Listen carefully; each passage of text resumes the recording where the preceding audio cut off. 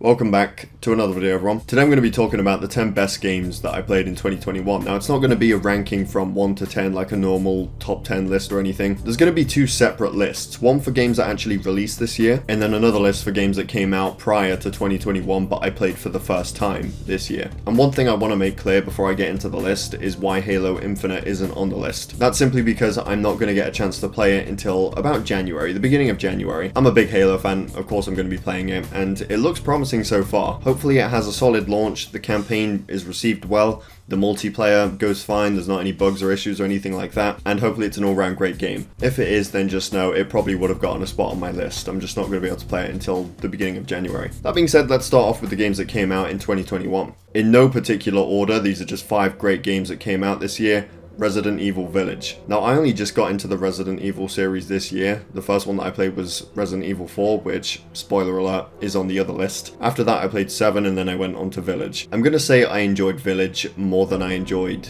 Resident Evil 7, but it depends on what we're judging it on, because if it's horror, then 7 definitely takes the crown. 7 was genuinely terrifying at certain points. Like, wandering around the house was super creepy, not knowing when the family members were going to make a sudden appearance. I think it did get a bit more predictable later on in the game when a jump scare was going to happen, but I think it was more horror focused than Village was, so kind of makes sense as to why I thought it was scarier, but in my opinion, Village was more fun. The visuals are stunning as well. I played it on the PS5. The action just ramped up towards the end as well. It got kind of crazy. I suppose spoilers alert, because it is still a recent game. Towards the end you get to play as Chris, and you basically get unlimited ammo. You get to blast through everything. It just throws a ton of enemies at you, and it was so satisfying, because I've noticed in Resident Evil games they don't always give you, I mean, they give you a generous amount of ammo to get by. If you run out, you can still look around and find enough to get through the section that you're in, and I like that. I like how it just doesn't give you an unlimited amount of ammo, but there is part of me that wants to play it like it's Call of Duty Zombies, and that part at the end definitely scratched that itch. This was just a brilliant game overall. I'd say 7 is the better horror game, this is the better action survival horror, whatever you want to call it. Next up on the list is It Takes Two. This game is best if you're playing it with someone you know, like a friend or your girlfriend, boyfriend. I think you can play solo, but it's generally a co-op game. You're going to want to play this with someone else, and I loved it. I don't remember there being a dull moment throughout the entire game. There's so many different ideas and mechanics and gameplay styles that you get to play through, and they're all fun. Pretty much each level has its own gimmick, and you never really stick to one thing. There's always something new that you're going to need to use to get through the level, and it felt like you had just the right amount of time with each one. None of them dragged on for too long, and it just kept things fresh and exciting, I suppose. But there was one scene or one section of the game that kind of fucked me up a little bit. Basically, there's a part where you need to make your daughter Rose cry because it's her tears that sort of did this whole spell in the first place that turned you into dolls, and you need to make her cry to, try and reverse the spell. So the parents come up with an idea.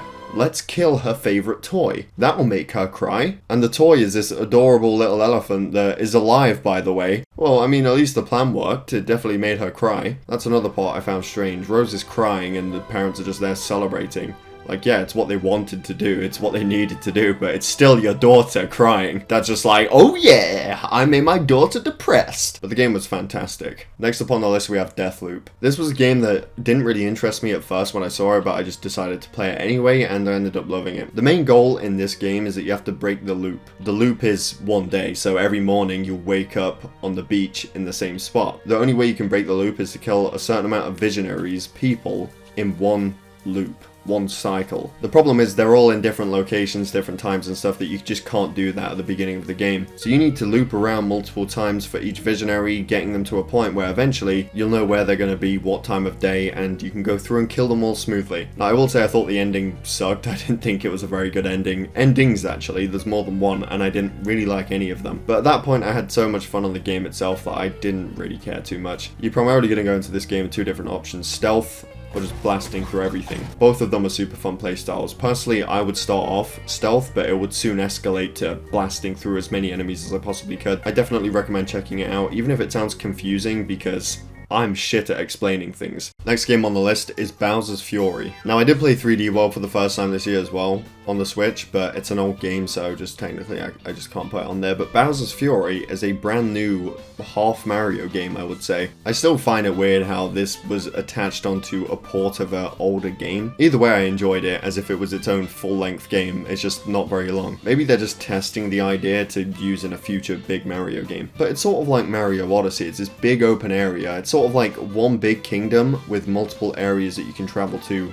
in that kingdom. I just thought it was a lot of fun. Then obviously you've got Bowser that comes in every now and then. You don't know when he's going to strike, but he will. And you get to go giant Super Saiyan Cat Mario mode. It was a lot of fun. I just wish it was maybe a bit longer. And last on the list is Ratchet and Clank Rift Apart. The only game on the list, actually, both lists, that I haven't finished yet. I haven't finished it yet just because I started, this is when I first got my PS5 and I started a bunch of different games at the same time. And I usually don't do that because if you do, it takes forever to finish a game. It blew me away when I first played it, just seeing all the different things going on in the background. There was a lot to take in. All the different weapons you can get, they're all satisfying to use. You do switch to playing as Rivet, but her gameplay isn't much different from playing as Ratchet. Quite similar, at least as of right now. Again, this is the only one on the list that I haven't finished, so I'm not sure if that changes later on. Either way though, I wouldn't mind because Ratchet's gameplay is so fun that I wouldn't mind if Rivet's was just more of the same thing. That's another game though that I think deserves a spot on this list. Now there are other games that came out this year that you're wondering, oh, why ain't this on the list? This was amazing, like Psychonauts 2. I specifically chose not to play that because I haven't played the first one yet. I'll get to it at some point, and then I'll play the second one after that. Returnal, I've heard, is a great game. I haven't played it though, so I can't tell you, mate. I can only rank things I've played, so that's going to end off that list. Now let's move on to the next list. Top 5 games that I played this year that didn't come out this year. I guess we'll start off with the one that I've already spoiled, Resident Evil 4. So again, this was the first one that I played, and the reason I picked this one to start off with is just because I hear so many good things about it. Not only do people say this is the best Resident Evil game, but they say it's one of the best games of all time. At first I thought the controls were shit, I thought they were janky, and it actually kind of made me want to quit the game. I was just thinking, I cannot go through an entire game like this, but I got used to them eventually. And I actually think if the game had different controls, if they were just more modern, I suppose, if they were easier to use, I think it would have taken away from the overall experience. But yeah, this game was brilliant from start to finish. Definitely a few frustrating moments throughout, specific bosses that made me die a few times, certain areas as well, but nothing took a ridiculous amount of attempts, just a couple retries at most. I love the merchant as well, by the way, and even though I just played this like a month before Resident Evil Village, in Village the Duke references RE4's merchant, and I couldn't help but smile.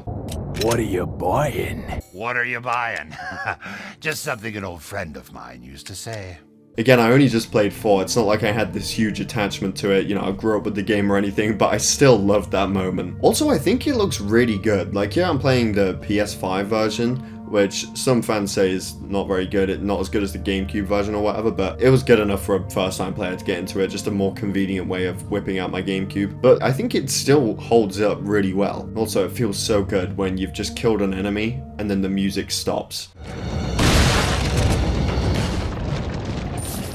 Because then you're safe for the time being, no more enemies. Next game on the list is Dark Souls. So I put 3 on here as well, but I'm just going to stick to Remastered because I like things that Dark Souls did, I like things that Dark Souls 3 did. I think Dark Souls 3 combat is better, I think it's more fun, it's faster, but Dark Souls Remastered had the interconnected world, and it was just, I don't know, I guess the first one that I played, and it was a brand new thing to me. That first playthrough was incredible, and as soon as I finished it, I actually started my second one and went through the game again, which I don't really do when I finish games. I usually will just move on to the next one, maybe replay it in the future when I feel like playing it again, but I rarely ever go through a game instantly after finishing it, but I did with this one a couple times. It took a while to beat for the first playthrough, mainly because you can find yourself in areas that you're not really supposed to be in at that specific level. I tried going into the catacombs like as soon as I started the game, as soon as I got to Filing Shrine. Took a couple of deaths, but then you'll realize, maybe I shouldn't be here. The final boss took forever to beat as well because I didn't make use of the parrying mechanic throughout the entire game, so I had to learn it just specifically for that boss because I could not do it without. But it was generally a really good game. I have played 2 and 3 since. I wouldn't put 2 on the list, I would put 3 on, but